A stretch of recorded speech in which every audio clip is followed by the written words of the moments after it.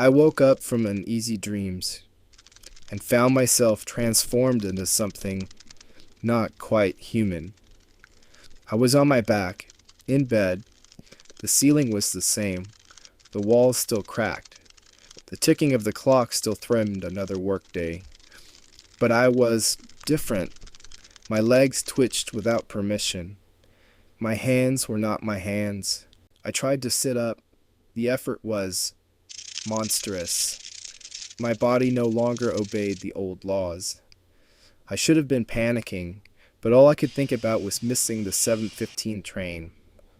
My manager would be furious. My family, they relied on me, always had. They called to me. I answered, or tried to, but the sound was something from the underside of the world. A hiss, a clicking breath. Not words, not mine.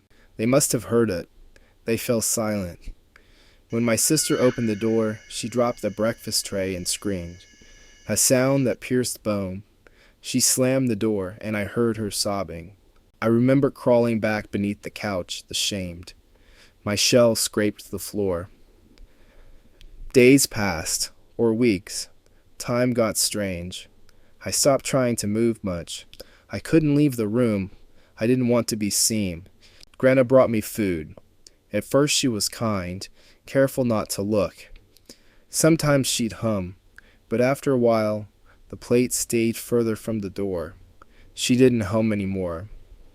I think she hated the sound I made when I ate. I hated it too.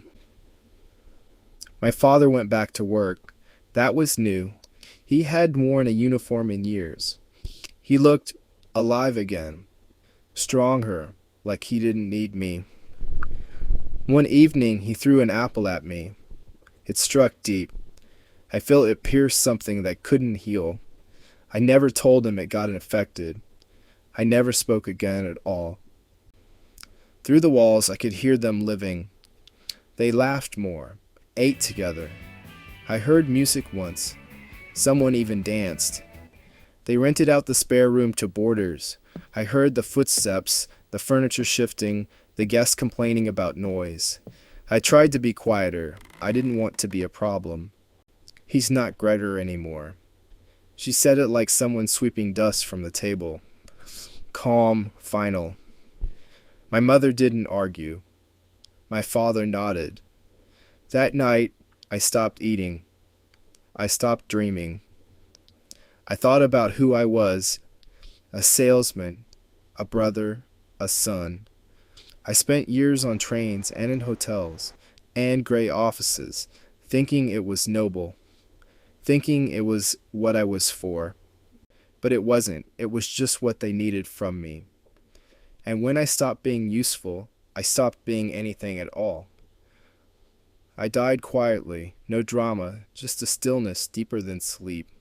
One breath, then none. When they found me, they didn't cry. They didn't speak. My sister opened a window. For the first time in months, fresh air filled the room.